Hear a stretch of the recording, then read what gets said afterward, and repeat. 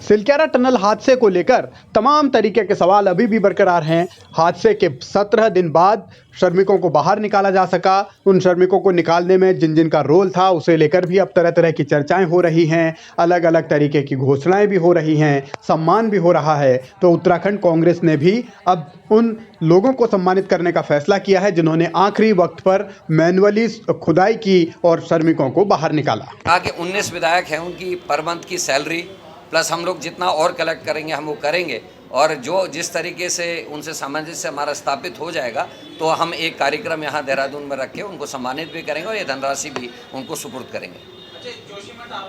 कांग्रेस के विधायक अपनी सैलरी देंगे 1 महीने की, कांग्रेस के नेता भी कुछ योगदान देंगे और सम्मान राशि उन लोगों को दी जाएगी जो कि रेड माइनर्स हैं, उनको ये सम्मान राशि पहुंचाई जाएगी। लेकिन इसके साथ ही कांग्रेस का हमला भारतीय जनता पार्टी की सरकार पर भी तेज हो गया है, क्योंकि बहुत ज़रूरी था कि वरुण अधिकारी नाम का जो नवयुवक था जिसने ये राय दी और जिस पर ये काम हुआ उसको भी सम्मानित किया जाए, उसका नाम लोगों तक पहुँचे। दुर्भाग्य से अपना जश्न मनाने में भारतीय जनता पार्टी की सरकार इतनी मदमस्त हो गई कि जो नवयुवक था जिसने ये सुझाव दिया उसका नाम तक कहीं नहीं आ पाया। तो ये हम लोगों का कर्तव्य है कि हम ऐसे श्रमिकों को जिन्होंने लोगों की जान बचाई, हमारी कमियों को दूर किया और ये सुझाव दिया, उनको हम सम्मानित करें। मैं धन्यवाद। सुझाव किसने दिया, रेड माइनर्स को कौन लेकर आया, इसे लेकर भी अब कांग्रेस बात कर रही है। और ये स्वाभाविक तौर पर कांग्रेस से कह रही है कि हम सम्मानित करेंगे उन सभी लोगों को, और इस सम्मान के जरिए एक संदेश भी देने की कोशिश कांग्रेस कर रही है, क्योंकि इस पूरे मसले पर बहुत सारे सवाल पहले भी खड़े हुए हैं। ये तय हुआ है कि मूसक जो हमारे थे जिन्होंने काम को किया है, ये बड़ा काम था जिसको सरकार 17 दिन लगाने के बाद नहीं कर पाई, उसको 3 दिन में उन लोगों ने कर दिया।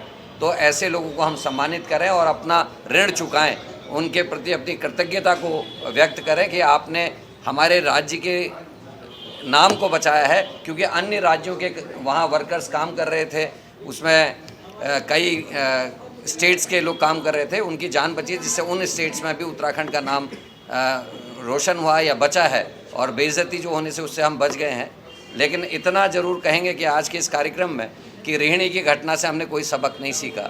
हमने पर्यावरणविदों की भविष्यवाणियों की अनदेखी की, हमने बड़े लेखकों के लेख में जो किताबों में उन्होंने उल्लेख किया उसका हमने अनदेखी की, हमने भूगर्भीय शास्त्रियों के दिए गए सुझावों की अनदेखी की, और सुरक्षा के जो इंतजामात होने चाहिए थे वो इन टनल्स में नहीं थे। वो हमको सबक लेना चाहिए, सीखना चाहिए, और पर्यावरण के साथ हमको संतुलन बनाने की बात जो आदरणीय रावत जी ने कही वो बिल्कुल होनी चाहिए।